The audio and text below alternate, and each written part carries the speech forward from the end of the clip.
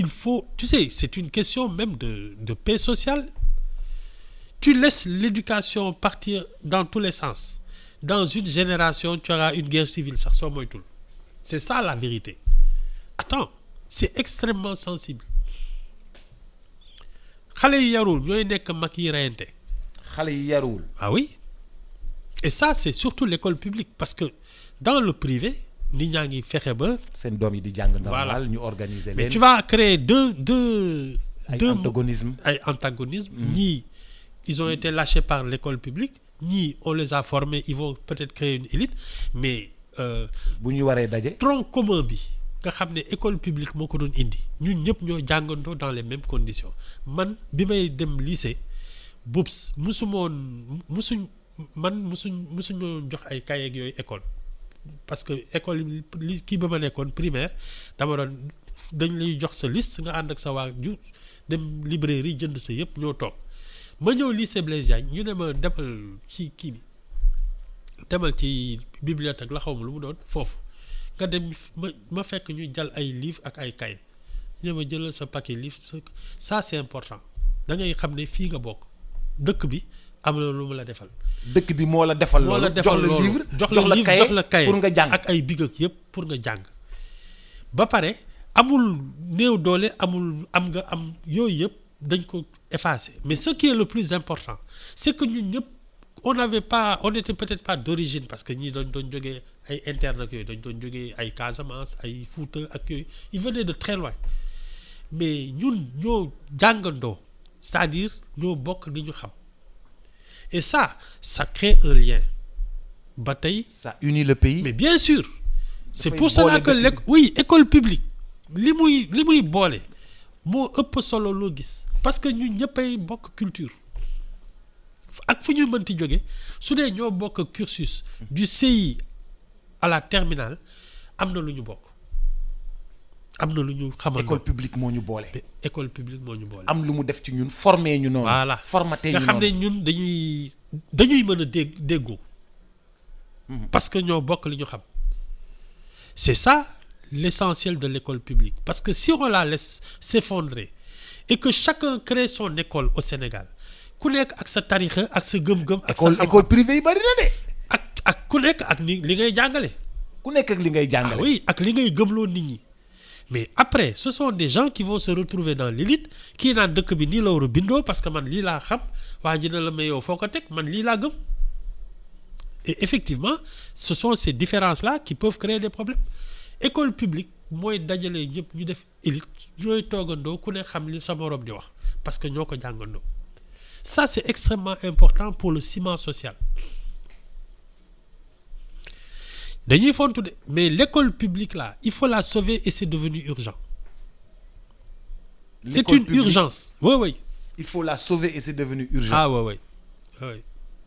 Il faut pas que des Sénégalais soient dans ce pays, puissent faire des études tranquillement parce que am nañu xaalis. ak ñeneen ñi nga xam ne seen njàng day yàqu parce que ils n'ont pas les moyens de payer des cours. Ça c'est une obligation d'une république. École. république dafa war a jàngal ay doomam. jàngal dafa war a jàngal ay doomam. faj ay doomam former ay doomam. c'est ça ak yor seen kaaraange ñett yi. ça c'est leneen luñ ci teg après yëfi kii la bu bénéfice la. mais faj ay doomam. jàngal leen. ba pare yor seen kaaraange. ça c'est le minimum qu'une république doit à ses citoyens. loolu moom bu yóbboo ñu xam ko. te daal école publique bu ñu ko bàyyi nii. c'est devenu urgent. te bu ñu ko bàyyee nii suñu ñun ñëpp ñoo ci. mais ñun ñëppay zone parce que bu la ci dara nax bubs ñi nga xam ne mooy waral xale yi génn ci mbedd mi def lu ñu war te def. parce que ku amul jàmm. parce que ay du yem ci bopp borom. ñii jànguñu dañuy fekk ñi nga xam ne ñu ngi jàng ñu neen kenn du fi jàng. parce que ñun jànguñu. mais loolu lañ def fan yi de. Voilà. dem ci privé bi génnee privé bi. et bien sûr. ne leen kenn du fi jàng. parce que ñun jànguñu. exactement. ñun duñ fi nekk ñun jànguñu yéen ngeen di jàng. c'est ça.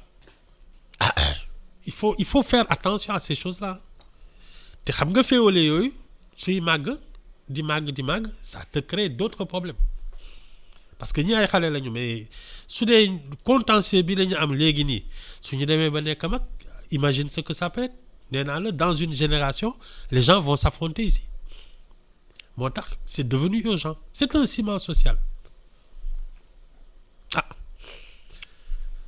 nañ ñoo ko déggandoo na ci ñëpp góorgóorlu. na ci ñëpp jóg moom. na ci ñëpp c'est góorgóorlu. devenu urgent. L'école publique il faut la sauver. Et c'est devenu urgent. Ouais. Jusqu'à l'université yooyu il faut sauver ça parce que c'est devenu urgent si on laisse pourrir pendant une génération ciment social bi sax mooy njëkk a tas lii moom day tas réew lu leer laa la wax ñàkk xam moo gën a dangereux loo gis boobu nit day xam dara gis nga nit ko xamul dara mën na taal réew te du ko yëg parce que xamu ko. du ko yëg. waaw taal réew ma te du ko yëg. parce que xamu ko. réew may tàkk te moom yëgul ni moo ko taal mais yëgu ko xamul sax ni mu ngi tàkk ñàkk xam moo indi loolu nit day xam dara te jàngale bi moo ci war a jóg.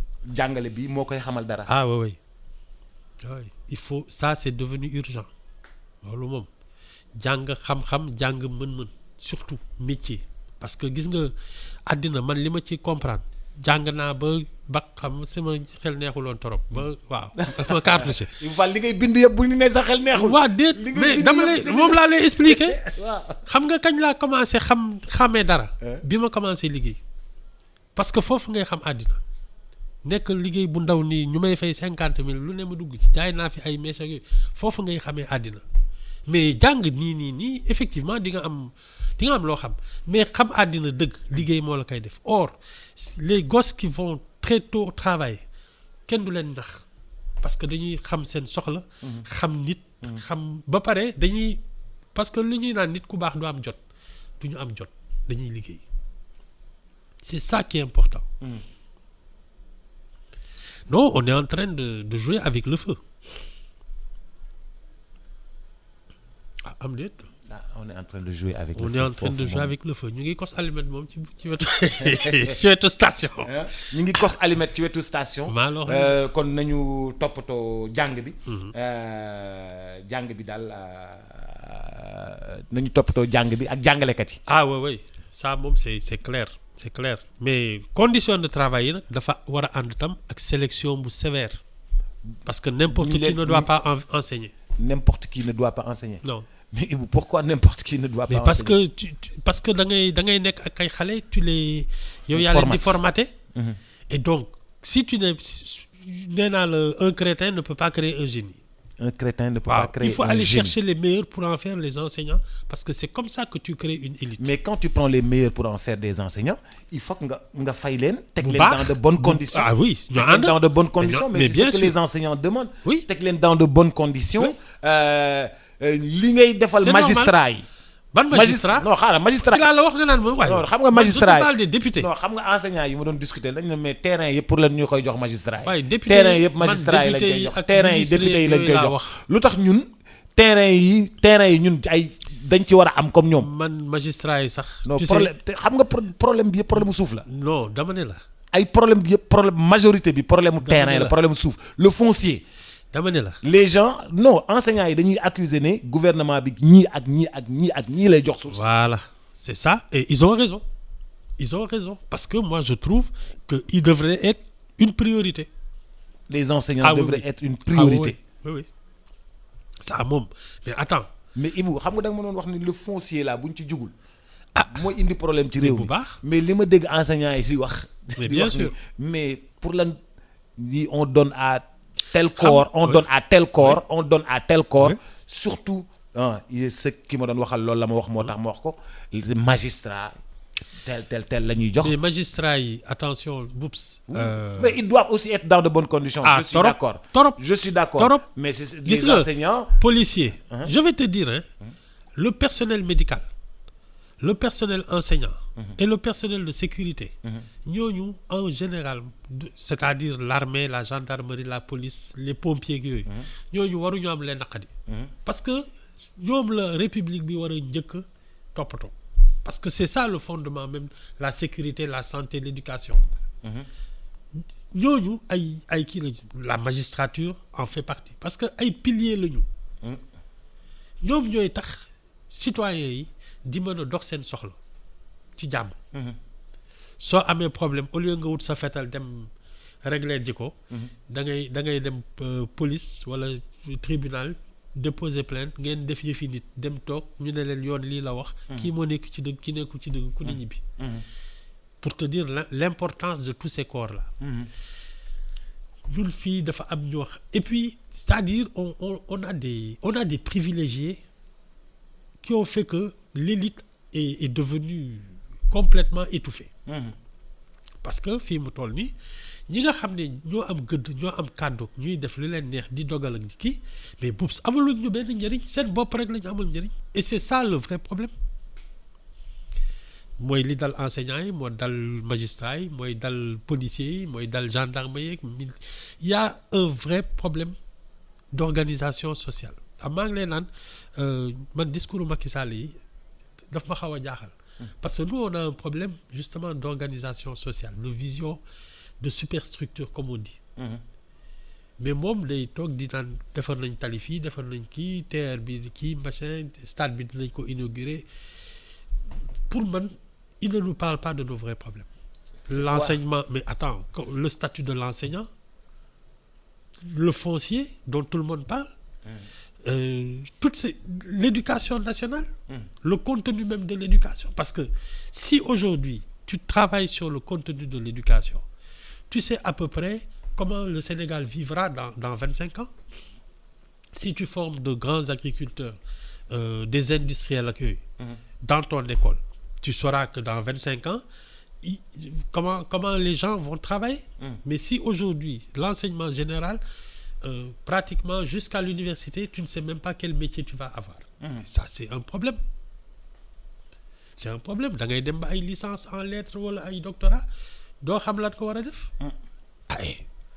c'est un vrai problème nga dem ba licence dem ba doctorat doo xam loo war a def ouais ñi di déposer ay CV fu ne naan kii tey ñu ne la mën nga dem liggéey assurance suba ñu ne la banque wala ñu ne la y a plein de trucs yoo xam ni mais yow tu as juste la culture générale dañ leen ne da ngay jàng sociologie wala psychologie après nag ngay naan je vais faire ressources humaines wala may defi lii wala non ça c'est vraiment un tri très sélectif et on doit insister justement sur la formation professionnelle mais l'enseignement général comme ça pour juste avoir de la culture mais boups loolu ça doit pas être la majorité ça doit être une élite mais l'essentiel à partir de 15-16 ans tu dois être sur le marché du travail